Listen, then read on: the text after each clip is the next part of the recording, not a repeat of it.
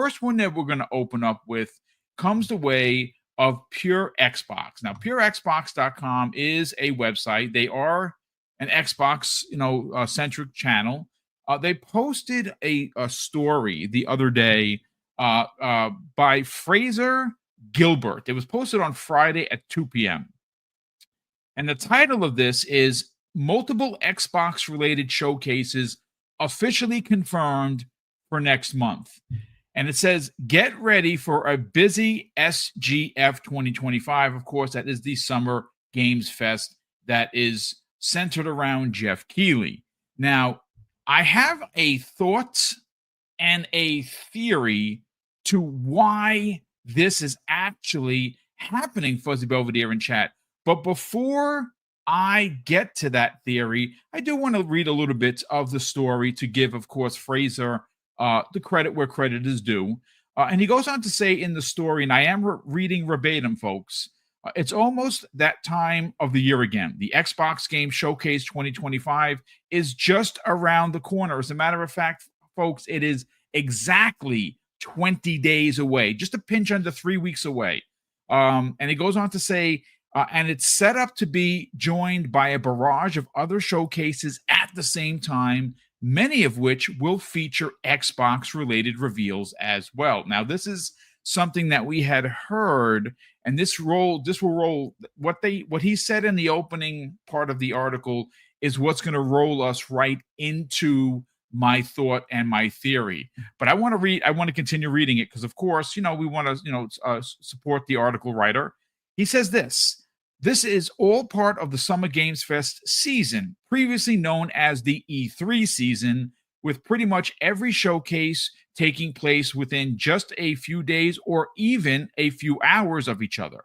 It all kicks off with Summer Game Fest live on June 6th, which of course is Friday, while other particular notable events include the Future Game Show, the PC Gaming Show, and it says this in parentheses, hopefully featuring some PC Game Pass reveals, and the yet-to-be-announced Ubisoft Forward Show.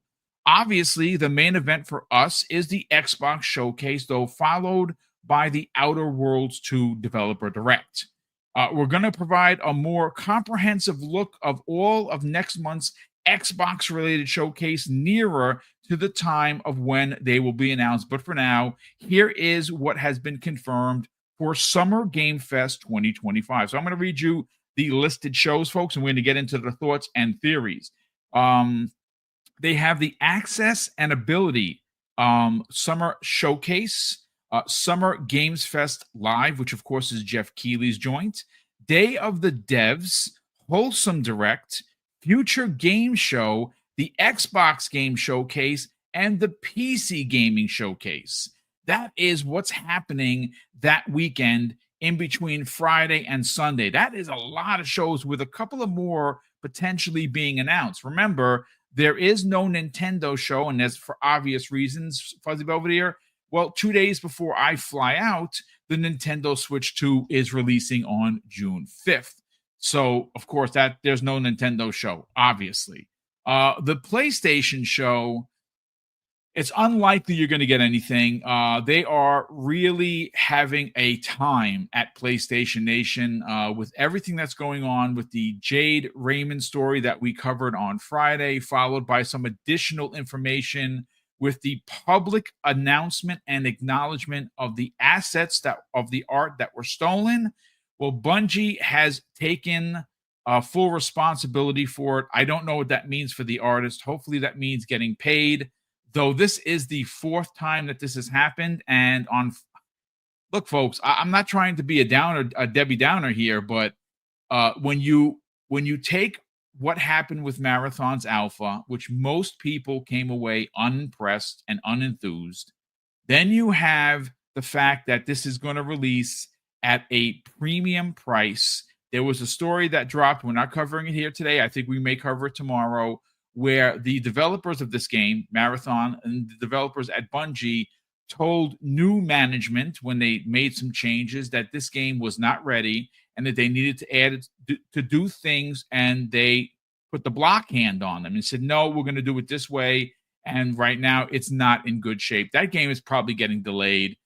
and I don't want to say canceled, but I will say that with all of the craziness that's going on at PlayStation and the fact that there is no roadmap, it is unlikely that they're going to actually have anything ready to show for a showcase.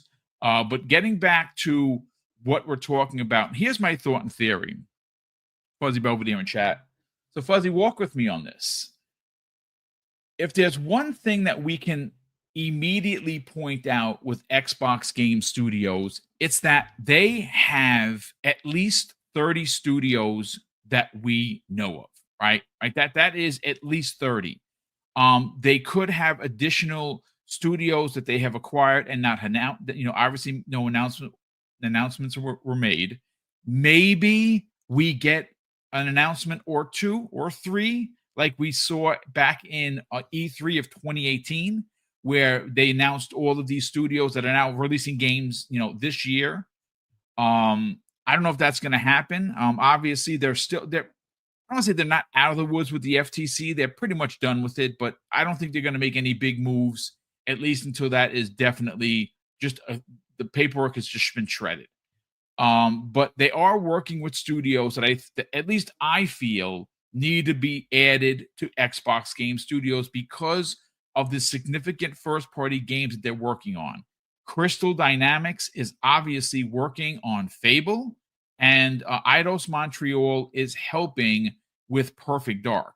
These are 2 monster-sized rebooted games that are going to have sequels. They may have trilogies. They may have 5 in the series. They're going to want this same team that has already, what we've seen so far, very impressive.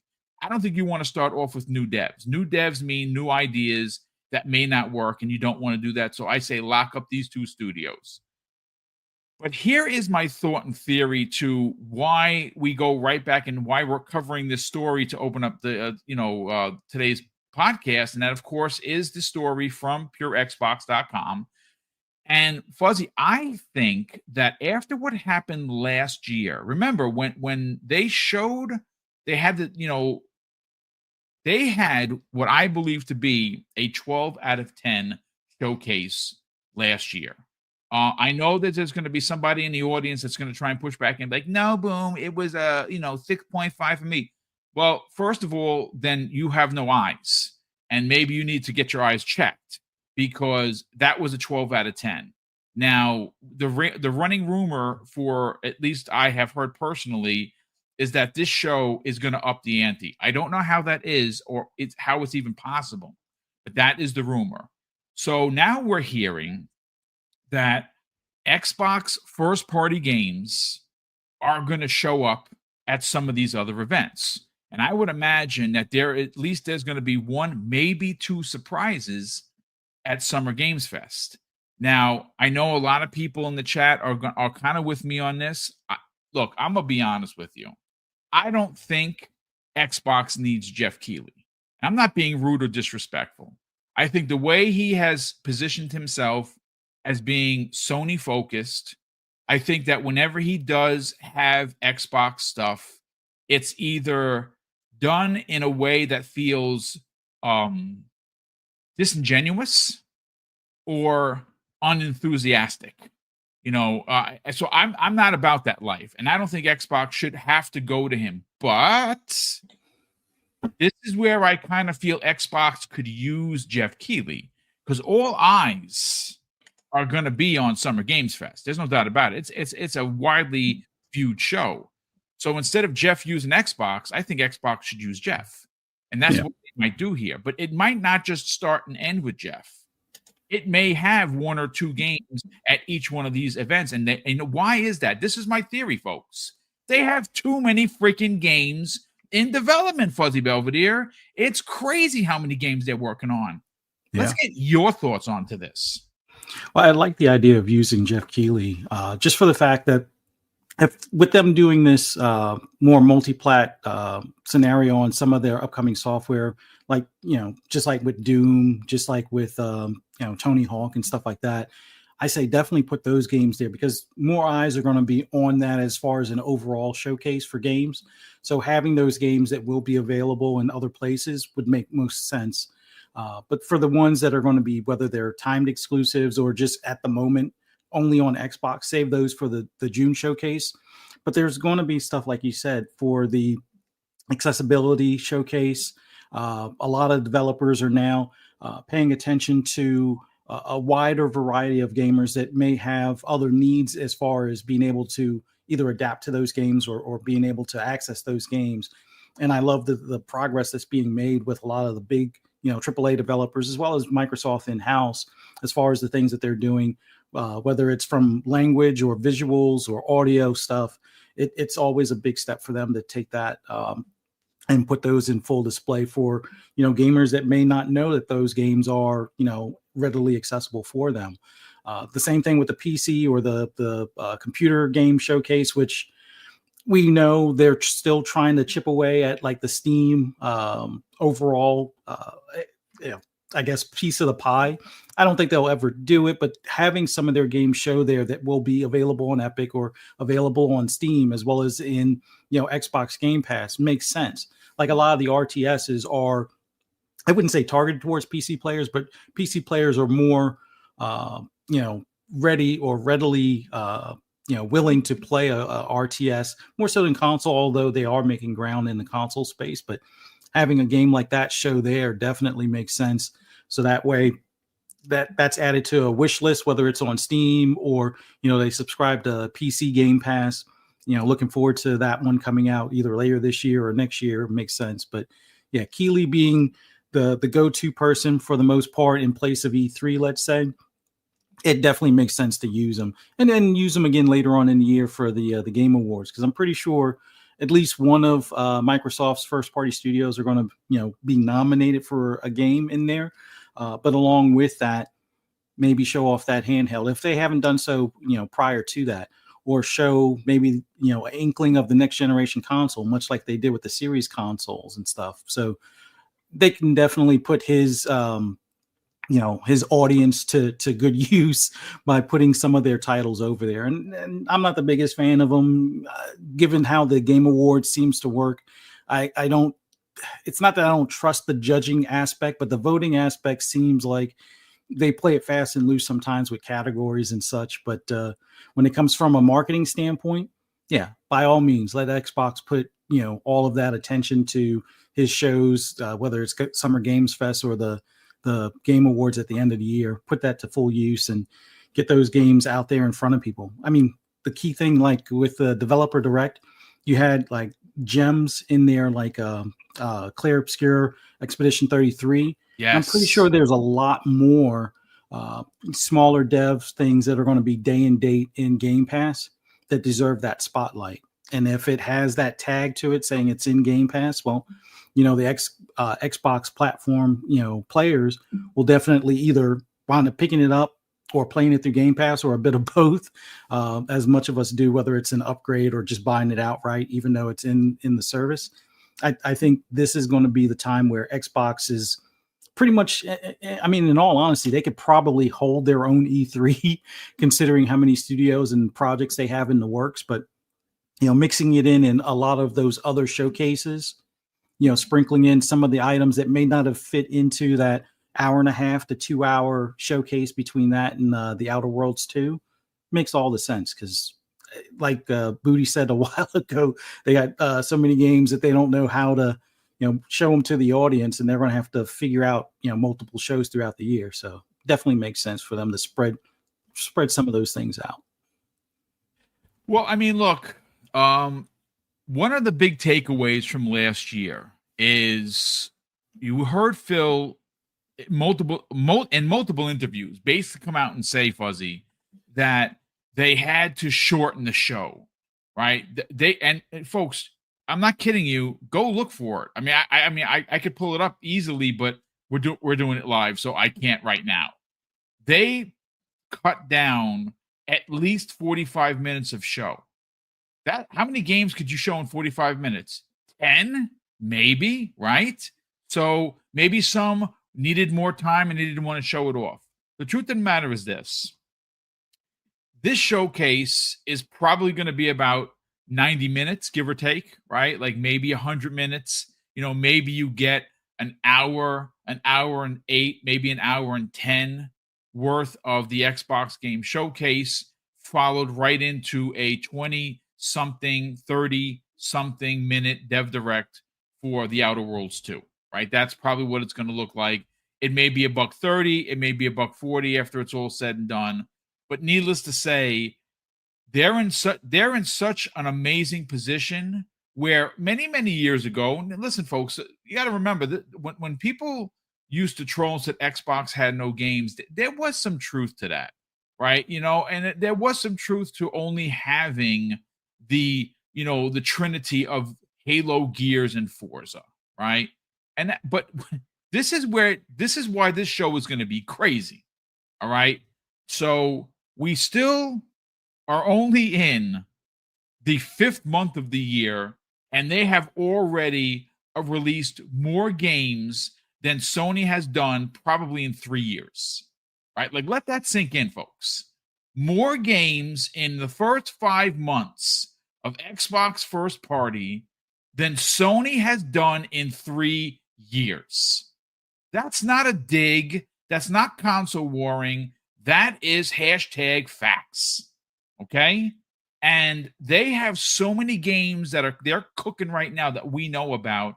They still have to fill up the second half of the year, right? Like, we know some.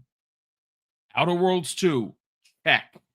We just got a confirmation from Charlie Intel that the Black Ops game is, in fact, going to take place in 2035 and is a direct sequel to Black Ops 2, right? That was what was reported today. We'll probably go into that tomorrow and get more deets on that, right? So that's 2 games. But you also have Gears of War in August, right? Gears of War Reloaded, right? That might actually be having a beta. Shadows just did a video which I watched earlier, which was excellent, suggesting that there will be a beta for PlayStation, PC, and Xbox before its release in August 26th. That's a 3rd game, right? There's also the Fallout 3 Remastered. That's 4 games. That's without Clockwork Revolution, which we all think is going to show up. That's 5 games. Think about the madness that I'm talking about, right? Mm-hmm. So not only do they have to show what's happening for the remainder of this year, usually these shows show what's happening in 2026. And right now, let's break down 2026, the ridiculousness, right? So we all believe Forza Horizon 6 in Japan is happening. That's next year. Now, I'm saying Japan because I am pressing on the goodwill of the gaming gods. That's where they go. Okay. Yeah. So we have Forza, right? Mm-hmm. Forza Horizon 6 is probably coming next year. State of Decay 3 probably coming next year. That's 2 big ones, right? Throw another Call of Duty, whatever that's going to be, Modern Warfare, whatever, right? That's 3 games. Yep. What else do they have on the slate? Well, Perfect Dark, is that 2027? Maybe, right? Why rush that? Clockwork Revolution, if it doesn't show up this year, which I think it is next year. So it's either this year or next year. It's going to be a banger, folks. It's In Exile. They just know what they're doing, right? Help me out here, Fuzzy. What am I missing from first party? Well, Fable got pushed to 26. Oh, that's it. Yes, thank you, sir. Thank you. So that's probably going to be one of the big ones for next year. And then we've already seen like the postings from Ninja Theory. So maybe Project Mara's end of this year or early next year. But Project Mara or something from Ninja Theory is more than likely going to make an appearance. Gears of War E-Day. How did I forget that? It's on the goddamn thumbnail. I mean, can we just stop, folks? Can we stop right there? 2026. So again, I'm getting hyped, folks. Mm-hmm. Why am I getting hyped? Because I'm a nerd. That's number one. Number two, I'm an Xbox fanboy. So be it.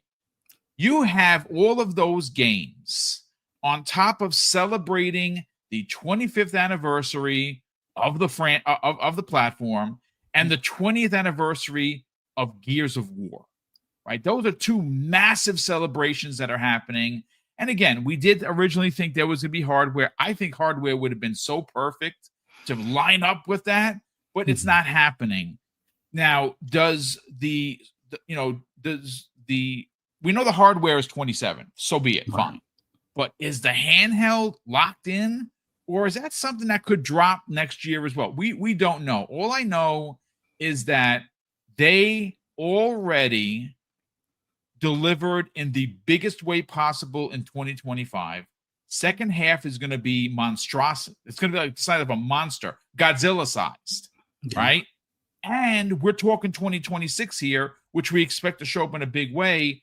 And I don't know, Fuzzy, if 60 or 75 minutes is enough to show what's happening in this year and potentially the half of the opening salvo of 2026. That's why these other shows might have some of these games, because you got to remember, even though this is Xbox first party, they got to throw some partnered stuff in there as well. So this is where you're going to get some new games that are confirmed for Game Pass day and date that we didn't know were happening from Dev X, Y, and Z. Right? They got to sprinkle those in there. And that's why I think that you could have some pretty massive reveals at least Jeff's show. I think Jeff's show is good for one, maybe two. And I really do like the idea, instead of him using Xbox, use his ass. Sorry. And any additional context you want to add to the conversation before we get to topic number 2?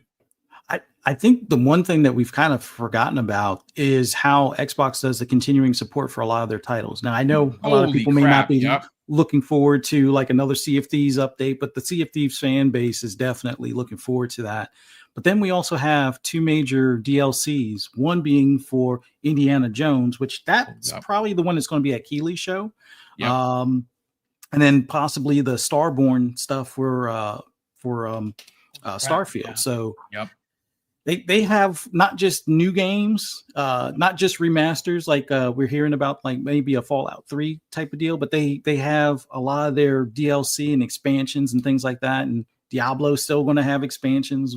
World of Warcraft is still going to have its expansions and stuff. So yeah, there's plenty to go around. But I think the June showcase for Xbox themselves will be mainly focused on their first party titles with 2 or 3 surprises of either day and date Game Pass or partner things.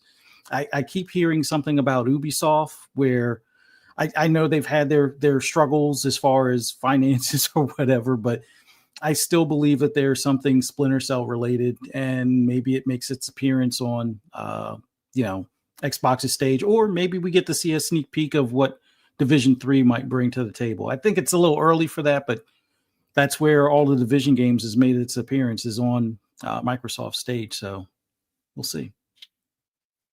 It's going to be very interesting and very exciting if you're an Xbox fan, and even more so if you're an Xbox Game Pass subscriber, because the more games that they announce that are first party, the more games that they have partnered deals with are likely going to show up at on not only at the showcase, but on your subscription service known as Xbox Game Pass. So it is a winner chicken dinner for all Xbox fans.